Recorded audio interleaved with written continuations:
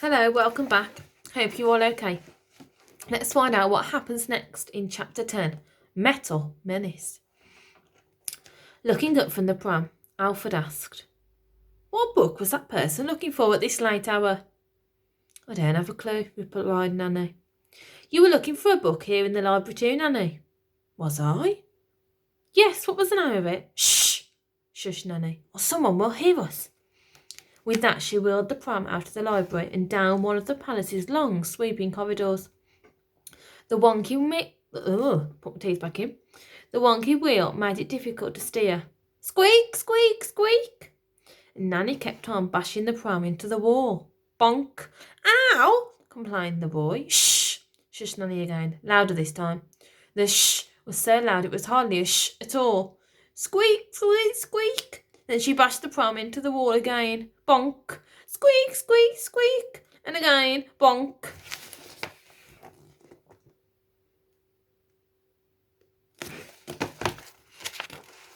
Alfred grimaced. At this rate, he'd be lucky to get back to his bedroom alive. Next, he heard the sound of something trundling. Oh no, he thought, not the octopus. That's the last thing they needed right now. "Good morning, Archbishop," the robot announced.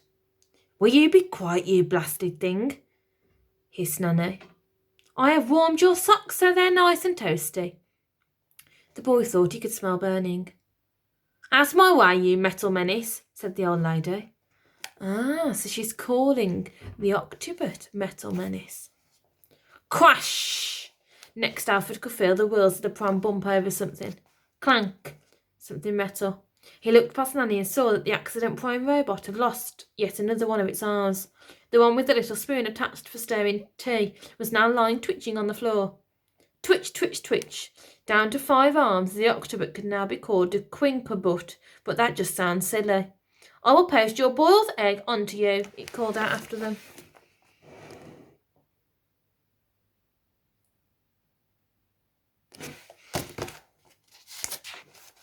"Shh!" shushed Nanny before pushing the prince's head back into the pram. "Get down!" As he wheeled around the palace, Alfred listened intently. He was trying to work out from sounds around him where exactly he was. All of a sudden, he could feel the pram being heaved up the sweeping staircase that led all the way from the bottom of the palace to the top. "Nanny, there must be hundreds of stairs," he protested. "Shh!" she shushed. "Someone might hear you." "We're never going to make it." "I said shh!" "Nanny, I'm scared you're going to let go." "I will if you don't shut up." Now they were halfway up the staircase, and all of a sudden, Alfred heard a voice. "Nanny?" said the voice. Not just any voice, it was the Lord Protector's voice. Chapter 11, An Ungodly Hour. "Nanny, whatever are you doing out of your room at such an ungodly hour?" purred the Lord Protector. Just bringing up some clean blankets, sir," the old lady replied. Inside the pram, Alfred kept dead still. He could hear in her voice that Nanny was nervous. Her false teeth were clickety-clacking in her mouth even more than normal. "Who were you talking to?" demanded the Lord Protector. "Myself," she chirped. "I'm a bit balmy like that. Now I must be going." "Wait," called out the man. "Whatever have you got in that pram?" Alfred didn't dare breathe. "Fresh blankets," she replied. The Lord Protector caught up with her, then leaned down and sniffed. "They don't smell fresh," was his verdict. "Well," Nanny hesitated for a moment, buying herself some time. "They're fresher than the ones I'm changing them for." "I find that rather difficult to believe." "Oh, yes, Lord Protector, sir, it's the prince." "What's the prince?" How can I put this nicely? He wet the bed." Inside the pram, the prince was seething. "At his age?" asked the Lord Protector. "Well, it has been a very difficult night for him, what with that terrible business with the Queen." Yes, mused the Lord Protector. What rotten luck having a traitor for a mother."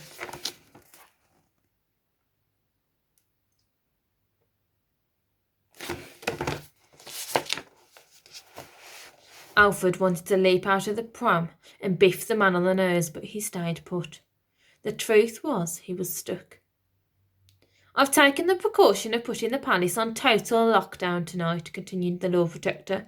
No one, but no one is allowed out of bed. Not even the king himself. So as soon as you've changed those blankets, I want you to go straight back to your quarters. Do you understand me? Yes, sir. Good. For his own safety, I locked the boy's bedroom door. Here is the key.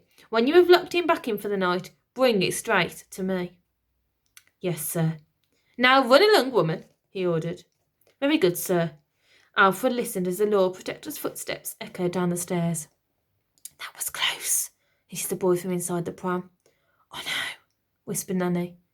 Never mind about you doing a bottom burp. I was so nervous I thought I was going to let one rip that sounded like thunder. Too much information, Nanny. A honking hurricane. Again, Nanny, too much. A Trump tornado. I've got it, Nanny. A bottom blizzard. Got it, now let's go in. Get going. Oh, yes. With that, Nanny continued heaving the pram up the staircase. He could hear the old lady breathing heavily. You all right, Nanny? Asked Alfred, poking his head out from under the blankets.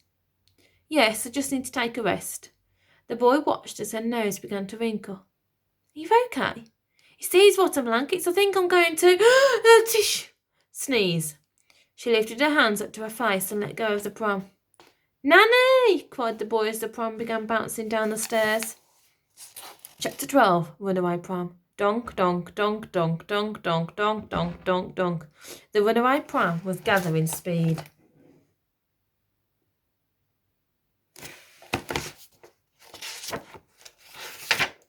Donk, donk, donk, donk, donk, donk, donk, donk, donk, donk. No! Cried Nanny from way up the stairs. Yes! Cried Alfred from inside the pram, not sure what else to say. Nanny began running down the staircase after him, but the pram was going so much faster. Donk, donk, donk, donk, donk, donk, donk, donk, donk, donk. Alfred looked up from under the blanket. 2 royal guards on patrol were at the bottom of the stairs. If he didn't die in a pram crash, they were sure to blast him to pieces with their laser guns. Help! Shouted Nanny. Donk, donk, donk, donk, donk, donk, donk, donk, donk, donk. The pram was heading straight for the guards. No, thought Alfred. He closed his eyes, ready for the worst. Then stop. The pram came to a halt. The guards had caught it. Oh, thank you, Kunoe. Thank you so much. Alfred opened his eyes. He was alive. Now, if you could just carry it back up the stairs for me. The prince thought the old lady might be pushing a luck, but to his surprise he felt the pram being lifted and carried up the stairs. You are strong, said Nanny admiringly. Finally they reached the top of the staircase. Thank you kindly, said Nanny, and the 2 royal guards made their way back down the stairs. You nearly killed me, hissed Alfred. Shh! Nanny pushed the pram along the corridor towards the prince's bedroom. With the key the Lord Protector had given her, she unlocked the door and wheeled the pram inside. As soon as Alfred heard the door shut behind him, he pulled back the rancid blanket and clambered out of the pram. Right, young man, any time now, said Nanny. Are you out already? That was naughty. Now straight to bed. I'm lucky to be alive. Yes, I'm sorry about that. Just had an attack of tissue sneezes. The prince wiped a globule of Nanny's cold, wet snot from his face. But thank you for covering for me with the Lord Protector. I know you could get into a lot of trouble. Anything for my little prince, she said, wobbling his cheek with her hand. Wibble, wobble, wabble. Now please give me the key, demanded the boy. I beg your pardon, spluttered Nanny. The key the Lord Protector gave you. Then I can get out of my room later tonight to do some more detective work. You will do no such thing, your Royal Highness.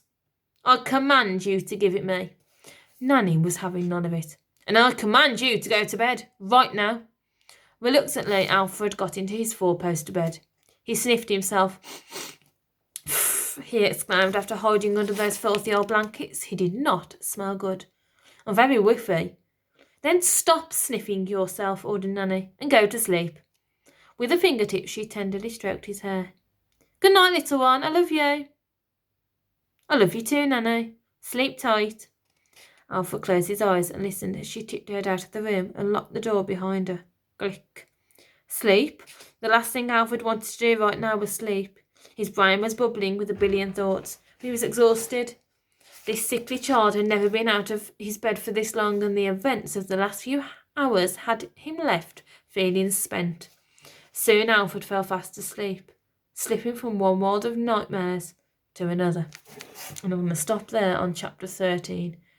It's called The Talking Toilet. I wonder what's going to happen in the next chapter.